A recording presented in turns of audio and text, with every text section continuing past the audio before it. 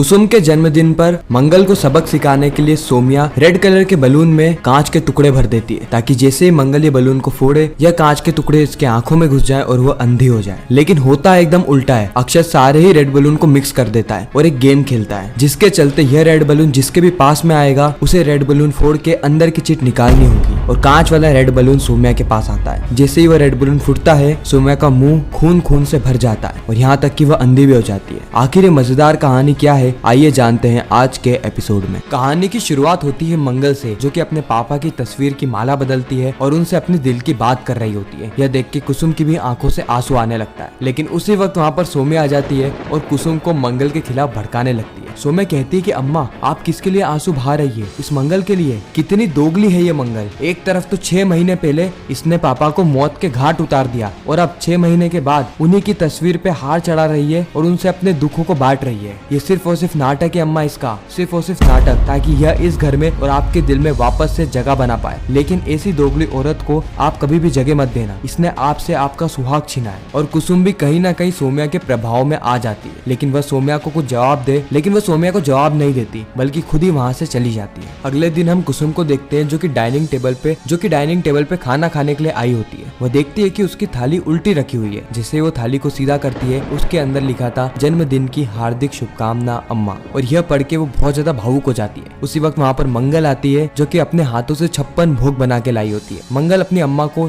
जन्मदिन की मुबारक देती है। कहती है कि अम्मा आज आपका जन्मदिन है, इसीलिए मैंने आपके लिए खीर पूरी और ये 56 भोग बनाया है। जैसे अक्षत को पता चलता है कि आज उसकी दादी का जन्मदिन है वो बहुत ज्यादा खुश होता है और खुशी से फूला नहीं समाता है। इस और आदित्य कहता है कि अरे यार मैं अम्मा का भी जन्मदिन भूल गया। और सोमिया तुम्हें मुझे याद दिलाना चाहिए था ना कि आज अम्मा का जन्मदिन है। पहले मंगल थी तो वो मुझे टाइम से पहले ही याद दिला देती थी। सोमिया कहती है कि वो मंगल थी और मैं सोमिया हूँ, उसको तो कुछ काम नहीं रहता था लेकिन मेरे पास हजारों काम है और अब मैं तुम्हारी अम्मा का भी जन्मदिन याद रखूं। आदित्य को ये सारी ही बातें बिल्कुल भी अच्छी नहीं लगती है। मंगल कुसुम से आशीर्वाद लेती है। उसी वक्त कुसुम मंगल से पूछती है कि मंगल तुम्हें हमारा जन्मदिन याद था, हम खुद हमारा जन्मदिन भूल गए थे। मंगल कहती है कि अम्मा मैं आपका जन्मदिन कैसे भूल सकती हूँ, आपने ही मुझे इतना कुछ बनाया है, आप ही के कारण मैं हूँ और मैं आपका ही जन्मदिन भूल जाऊंगी। आदित्य यहाँ पे अपनी अम्मा से माफी मांगता है और कहता है कि अम्मा मुझे याद नहीं था कि आज आपका जन्मदिन है, मुझे माफ करना। कुसुम कहती है कि इसमें माफी क्यों मांग रहे हो आदित्य, मुझे खुद को याद नहीं था कि आज मेरा जन्मदिन है। उसी वक्त अक्षत कहता है कि क्या दादी आज तो सभी लोग आपका बर्थडे भूल गए,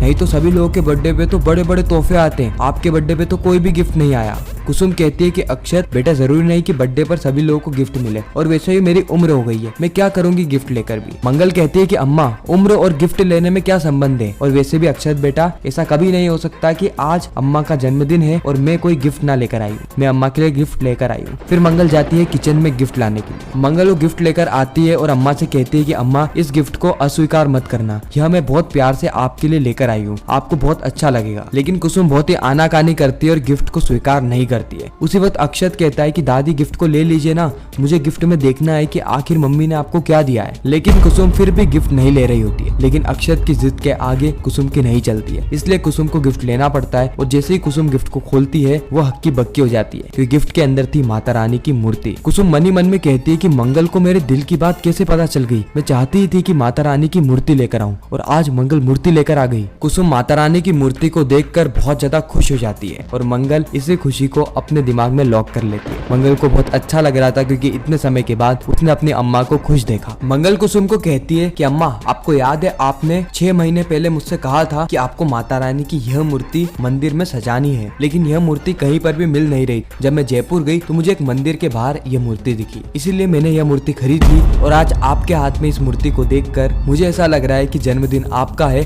और मनोकामना मेरी पूरी हो रही है। अगले ही पल हम देखते हैं कि कुसुम और मंगल मिलके इस मूर्ति की स्थापना अपने घर के मंदिर में कर देती है। ये दोनों बहुत ज्यादा खुश थी, साथ ही माता रानी से खुशहाल परिवार की दुआ भी मांगती है। आदित्य सोमिया को कहता है कि देखो सोमिया अम्मा कितनी खुश लग रही है, कम से कम किसी को तो उनका बर्थडे याद था, अगर मंगल नहीं होती तो उनका बर्थडे भी सेलिब्रेट नहीं होता, वो उदास ही बैठी रहती, हमें भी उनके लिए कुछ ना कुछ करना था, लेकिन हम तो उनका बर्थडे ही भूल गए। सोमिया कहती है कि रिलैक्स आदित्य, बर्थडे भूल गए तो क्या हुआ, अभी बर्थडे खत्म नहीं हुआ है, बल्कि अभी तो बर्थडे की शुरुआत हुई है, हम उनके लिए एक बड़ी सी पार्टी ऑर्गेनाइज करते हैं। सोमिया कुसुम को कहती है कि wish you very happy happy birthday अम्मा, आपने माता रानी की मूर्ति इस मंदिर में स्थापित करी और आप बहुत ज्यादा खुश हैं। यह देखकर मुझे और आदित्य को भी बहुत खुशी हो रही है। हमें आपका बर्थडे तो याद नहीं रहा, लेकिन हम आपके लिए कुछ करना चाहते हैं। आपके जन्मदिन पर हम आपकी सारी सहेलियों को बुलाकर एक बड़ी सी पार्टी ऑर्गेनाइज करना चाहते हैं। कुसुम कहती है कि नहीं नहीं सोम्या, इसकी कोई भी जरूरत नहीं है। माता रानी की मूर्ति मैंने स्थापित कर दी और मेरा जन्मदिन बन गया। लेकिन आदित्य भी यहाँ पर अम्मा को फोर्स करने लगता है और अक्षत की जिद के आगे कुसुम इस पार्टी में सम्मिलित होने के लिए मान जाती है। सोम्या मनी मन में कहते हैं कि आज इस बुढ़िया के जन्मदिन पर मैं मंगल की छुट्टी कर दूंगी। मंगल को बहुत जन्मदिन सूझ रहा था ना, आज मैं देती हूँ उसे जन्मदिन का बड़ा सा तोहफा। अगले पल हम देखते हैं कि सोम्या ने कुछ डेकोरेशन करने वालों को बुलाया होता है और सभी लोगों ने घर को एकदम सजा दिया था। पूरा घर येलो येलो हो गया। जाते आते सोम्या उससे कहती है कि आपके पास कोई बलून का पैकेट है, अगर पैकेट हो तो मुझे दे दीजिए। और वह आदमी सोम्या को बलून का पैकेट दे देता है। सोम्या उन गुब्बारों को हाथ में पकड़ के कहती है कि एक दर्द भरा गुब्बारा मंगल तुम्हारे नाम। जब तुम्हारा सुंदर सा भोला भाला चेहरा खूना खून हो जाएगा ना, तब मेरे कलेजे को ठंडक मिलेगी। अब शाम हो गई थी और मंगल अक्षत के पास जाती है, जो कि अपने दादी के बर्थडे गिफ्ट के तौर पे एक बड़ा सा पोस्टर बना रहा होता है। मंगल अक्षत को कहती है कि अक्षत बेटा, तुम अभी तक तैयार नहीं हुए, घर में मेहमान आते ही होंगे, फटाफट जाओ और तैयार हो जाओ। अक्षत कहता है कि मम्मा अभी तो मेरा पोस्टर बना ही नहीं है, इसमें मुझे दादी की फोटो भी ऐड करनी है, मेरे पास तो एक भी फोटो नहीं है, क्या आपके पास है? मंगल कहती है कि अम्मा की फोटो तो स्टोर रूम में हो सकती है। अक्षत स्टोर रूम में जा ही रहा होता है फोटो लेने के लिए, लेकिन उसी वक्त मंगल अक्षत को कहती है कि तुम फटाफट तैयार हो जाओ, स्टोर रूम में जाके फोटो मैं ले आती हूँ। इस और स्टोर रूम में बैठ के सोम्या अपना अलग ही षड्यंत्र रच रही होती है। स्टोर रूम के अंदर वो मस्त चटाई बिछा के बैठती है और कांचों का चूरा बना देती है और थोड़े थोड़े से बड़े बड़े ग्लासेस भी रखती है। उन ग्लासेस को वह गुब्बारे के अंदर भरती है और गुब्बारे में हवा फुलाने लगती है। सोम्या कहती है कि यह गिफ्ट खास तुम्हारे लिए मंगल,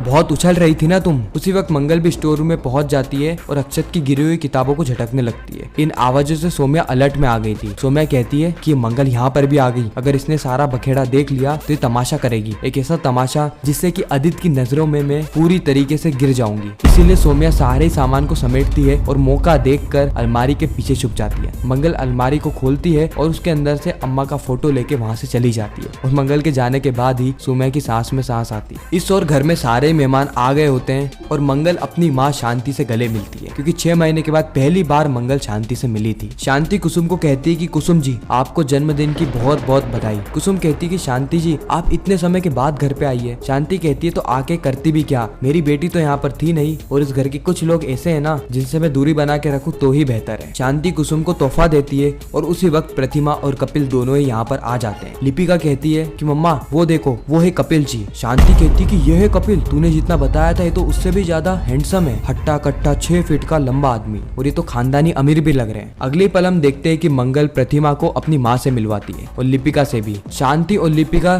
कपिल और प्रतिमा से मिलकर बहुत ज्यादा खुश हो जाते हैं। कपिल यहाँ पे मंगल की तारीफ करने लगता है और कहता है कि माता जी आपने कैसी बेटी को जन्म दिया है, लगता है कि ये सीधे सतयुग से उठ के आई है। शांति भी कपिल का धन्यवाद करती है क्योंकि कपिल ने उसकी काबिलियत को पहचाना और उसको आगे सपोर्ट किया। उसी वक्त वहाँ पर अक्षत आ जाता है जो कि अपनी दादी के लिए एक बड़ा सा पोस्टर तैयार करके लाया होता है, जिसके ऊपर लिखा था हैप्पी बर्थडे दादी और कई सारे फोटो भी लगे थे। जिसे कुसुम वह देखती है वो और ज्यादा भावुक हो जाती है और ज्यादा खुश हो जाती है। साथ ही अक्षत कई सारे बलून लाया होता है। कुसुम कहती है कि ये बलून भी मेरे लिए है। अक्षत कहता है कि नहीं नहीं दादी ये तो खेलने के लिए, और सोम्या यहाँ पे डर जाती है क्योंकि सोम्या ने जो लाल कलर के बलून के अंदर कांच के टुकड़े रखे थे वह बलून अक्षत ने बाकी सारे बलून के साथ मिक्स कर दिया है। अब यहाँ पर एक बहुत बड़ी गड़बड़ होने वाली है। खैर आगे क्या होगा ये हमें पता चलेगा आने वाले एपिसोड में। बाकी आपको यह रिकैप कैसा लगा कमेंट सेक्शन में जरूर बताना। अगर आपको वीडियो अच्छी लगी तो वीडियो को लाइक करके चैनल को सब्सक्राइब करके ज्यादा से ज्यादा लोगों को ये वीडियो शेयर करना ताकि हमारी फिर से मुलाकात हो।